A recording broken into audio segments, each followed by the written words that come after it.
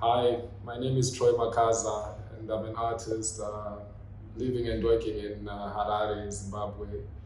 I was born in 1995. I'm going to be introducing you to how I made the work for this pavilion. Like all of my work, the works for the pavilion are made from silicone infused with pigment. And this medium, I've been working on and developing for almost 10 years. My practice is rooted in a conversation between my personal and family history and the history of Zimbabwe as a young country going through the challenges of independence and post-coloniality. The first work you encounter in the pavilion is called Mwana, Wamambo, and Chengawose Mananga Panarisina Monzi. It is designed as a doorway, slightly smaller than a full adult height, forcing the visitor to bend their head when entering the room into a field of multi-colored pumpkins.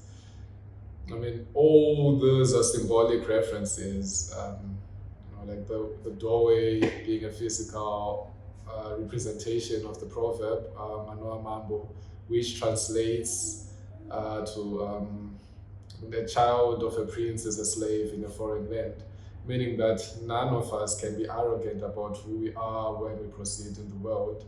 And as foreigners, we need to sort of like act with respect wherever we may be. And similarly, the field of pumpkins is a representation of the proverb Chenga Ose, which translates to like look at all the pumpkins because they all have seeds, meaning that no one person is to be discounted because we all have human weight and potential.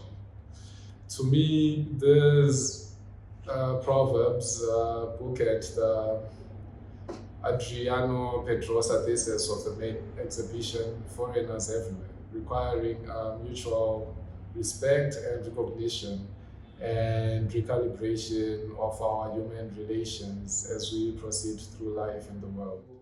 My main wall work in the first room on the left is called Zimbacentric and emerges from my exploration of history, of mapping and representation of Zimbabwe over the past several years.